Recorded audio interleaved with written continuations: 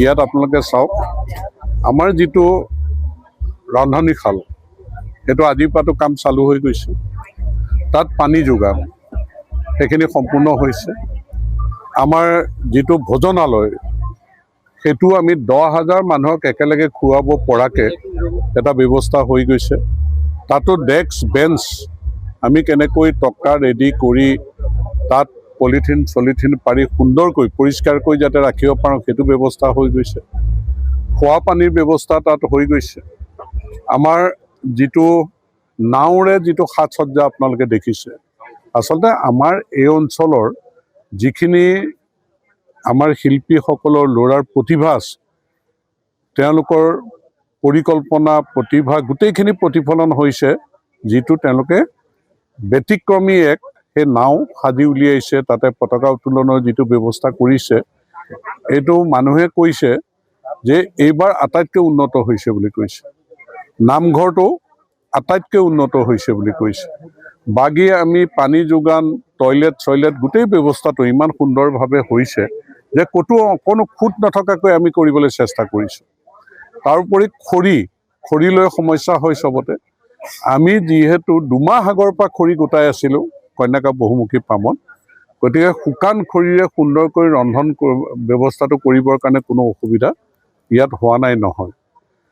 তাৰোপৰি যিটো আমাৰ চেণ্ট্ৰেল ষ্ট'ৰ যিটো আমাৰ ৰান্ধনি শালৰ ওচৰতে হৈছে, তাত আমি ডাঙৰকৈ কৰিছোঁ। সকলো খোৱা বোৱা বস্তু আমি চাউল, দাইল, বাকী যিখিনি তেল, খাটি সৰিয়হৰ তেলৰ ব্যৱস্থা আমি কৰিছোঁ।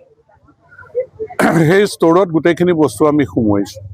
শাক চব্জি আমি অৰ্গেনিক পদ্ধতিৰে খেতি কৰা। এতিয়া গৰুখুটিৰ শাক চব্জিখিনি অহা কালিলৈ আহিব, পৰহিলৈ চতুৰ্থা দিনালৈ কন্যাকাৰখিনি আহিব। গতিকে আমি মানুহক সুখাদ্য খুৱাবৰ কাৰণে যিখিনি কৰিব লাগে সকলো ব্যৱস্থা আমি কৰাইছোঁ। তাৰোপৰি দৈ চিৰা ৰাতিপুৱা জলপানটো সেইটো আমি ব্যৱস্থা কৰিছোঁ। ফ্ৰিজিং গাড়ীত যাতে দৈ ৰাখিব পাৰে সেইটো এটা আমি ব্যৱস্থা কৰিছোঁ। দৈও যাতে কোনো কাৰণতে বেয়া নহয় তাৰ প্ৰতিও লক্ষ্য ৰাখিছোঁ।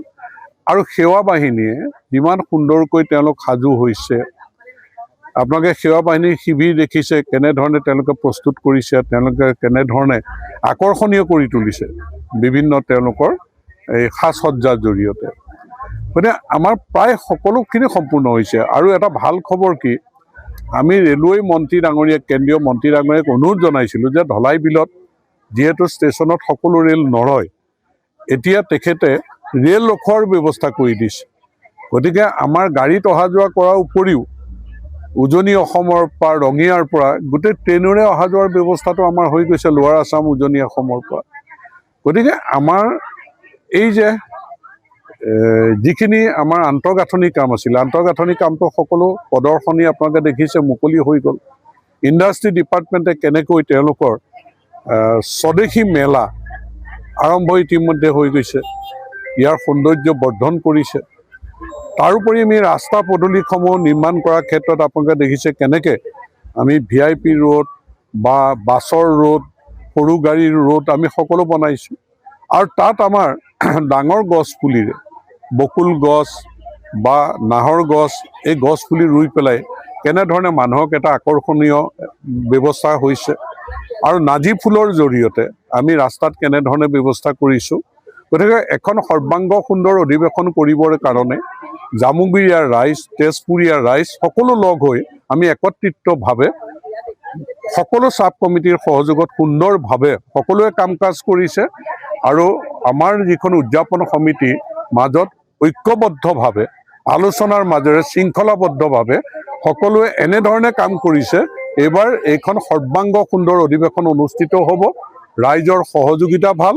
সংবাদ মাধ্যমৰ জৰিয়তে, আপোনালোকৰ জৰিয়তে সকলো ৰাইজলৈ আমি আহ্বান জনাইছোঁ যে আপোনালোকে মুকলি মন লৈ আহক। ইয়াত আমি অভ্যৰ্থনা কৰিবলৈ সাজু আছোঁ, আপোনালোকে আমাক সহযোগিতা কৰক। কৃষ্ণ জয়গুৰু শংকৰ। শ্ৰীমন্ত শংকৰদেৱ সংঘৰ বাৰ্ষিক অধিৱেশনলৈ মাত্ৰ আৰু কেইটামান মুহূৰ্ত বাকী আছে। আৰু কেইটামান মুহূৰ্তৰ পিছতে লোকাৰণ্য হৈ পৰিব। দ্বিতীয় বৈকুণ্ঠপুৰীত পৰিণত হ'ব আমাৰ শ্ৰীমন্ত শংকৰদেৱ সংঘৰ এই জ্যোতি বিষ্ণু সমন্বয় ক্ষেত্ৰ। লক্ষ লক্ষ ভকতক আদৰিবলৈ আমাৰ তেজপুৰ জিলাবাসীয়ে অধীৰ আগ্ৰহেৰে বাট চাই আছে। আমি সমগ্ৰ ভকতসকলক থকা মেলা, খোৱা, অহা যোৱাৰ সম্পূৰ্ণ সুব্যৱস্থা আমি কৰিছোঁ যাতায়াতৰ। আৰু থকা মেলাৰো আমি শিবিৰসমূহ বা অন্যান্য যিখিনি আমাৰ ব্যৱস্থা থাকিব সম্পূৰ্ণ আমি ব্যৱস্থা কৰিছোঁ। এই ব্যৱস্থাসমূহে আমাক ভকতসকলক থকাত উপকৃত কৰিব। ইতিমধ্যে যোৱা কালিৰ পৰা আমাৰ ভোজনালয় কাম আৰম্ভ হৈছে। তাত ৰন্ধনশালৰ ৰান্ধনীয়ে অন্ন ৰান্ধিছে আৰু আমাৰ ভকতসকলে দূৰ দূৰণিৰ পৰা ভকতসকলে অন্ন লৈ আছে। ইতিমধ্যে প্ৰস্তুতি সম্পূৰ্ণ হৈছে। আমি আশা কৰিছোঁ ভকতসকল আহক, সকলো আহক, উত্তৰ প্ৰদেশৰ সকলো ভকত আহক। আমি অধীৰ আগ্ৰহেৰে বাট চাই আছোঁ আমাৰ তেজপুৰ জিলাৰ ৰাইজে, ভকতসকলে, যে সেই ভকতসকলক সেৱা শুশ্ৰূষা কৰিবৰ বাবে আমি তেখেতসকলৰ অধীৰ আগ্ৰহত তেখেতসকলৰ অপেক্ষাত আমি ৰখি আছোঁ। প্ৰথম দিনা কি কাৰ্যসূচী থাকিব? প্ৰথম দিনাখন আছে আমাৰ বিভিন্ন তোৰণসমূহ উন্মোচন হ'ব আৰু সেই তোৰণসমূহ আমাৰ শ্ৰীমন্ত শংকৰদেৱ সংঘৰ প্ৰাক্তন যিবিলাক বিষয়ববী আছিলে সেইসকলৰ নামত আমি স্মৰণ কৰিছোঁ। তাৰপিছতে আমাৰ স্মৃতিগ্ৰন্থ উন্মোচন হ'ব, যে ভকতি ধাৰা নামৰ এখন স্মৃতিগ্ৰন্থ উন্মোচন হ'ব। প্ৰায় 704 পৃষ্ঠাৰ এখন স্মৃতিগ্ৰন্থ, বৃহৎ কলেৰৰ এখন স্মৃতিগ্ৰন্থ। ইতিমধ্যে আমাৰ হাতত আহি পৰিছে এই স্মৃতিগ্ৰন্থসমূহ। তাৰপিছতে আমাৰ বিভিন্ন শাখা সমিতিসমূহৰ সভা অনুষ্ঠিত হ'ব। সন্ধিয়ালৈ সেৱা বাহিনীৰ সভা, আমাৰ আই মাতৃসকলৰ সভা, এনেকৈ বিভিন্ন ধৰণৰ সভাসমূহ অনুষ্ঠিত হ'ব। আপোনালোকৰ জৰিয়তে আৰু এটা কথা আমি ক'ব বিচাৰিছোঁ, যিহেতু তেজপুৰ এখন মধ্যমস্থল, এই মধ্যমস্থললৈ বিভিন্ন ঠাইৰ যোগাযোগ অতি সুগম হৈ আছে। ইয়াৰ লগতে আৰু এটা আমাৰ ভাল খবৰ আমাৰ কাৰণে, আমাৰ ঢলাইবিল যিটো ষ্টেচন, ৰেল ষ্টেচন, এই ৰেল ষ্টেচনৰ পৰা ৱাকিং ডিষ্টেঞ্চ, 1 কিলোমিটাৰ আহিলেই, খোজকাঢ়ি আহিলেই আমাৰ অধিৱেশনস্থলী পাব। আমি আপোনালোকৰ জৰিয়তে সকলোকে জনাব বিচাৰিছোঁ যে এই ৰেল ষ্টেচনটোত সকলোখিনি ৰেলেই ৰখাৰ কম সময়ৰ বাবে ৰখাৰ ব্যৱস্থা কৰা হৈছে। উজনি নামনি সকলো, তিনিচুকীয়াৰ পৰা হওক, এইফালে নলবাৰী য'ৰ পৰা হওক, ইয়াত অকণমান সময়ত ৰখাৰ আমি ব্যৱস্থা কৰিম। এইবাৰ কিমানমান ভক্তপ্ৰাণ ৰাইজৰ সমাগম হ'ব বুলি আমিতো ভাবিছোঁ যে প্ৰায় 30-35 লাখ ভকতৰ ইয়াত সমাগম হ'ব, আমি যদি গোটেই দিন চাওঁ। মূলতঃ আমাৰ 8 তাৰিখৰ দিনাখন, সেইদিনাখন যিহেতু আমাৰ ধৰ্মধ্বজা উত্তোলন আৰু ভাগৱত শোভাযাত্ৰা হ'ব আৰু মুকলি সভা হ'ব, সেইদিনাখন ভকতৰ সমাগম যথেষ্ট বৃদ্ধি পায়। আমি অকণ ভয়ো খাইছোঁ যে আমি ইমান বৃহৎ পথাৰখনত প্ৰথমতে ভাবিছিলোঁ যে বহুত জেগা আছে, কিন্তু এতিয়া দেখিছোঁ যে আমাৰ ঠাইৰ অভাৱ হৈছেগৈ। তথাপিতো আমাৰ ভকতসকলে সেইখিনি সন্তুষ্ট আমি গ্ৰহণ কৰিবলৈ আমি আশা কৰিছোঁ।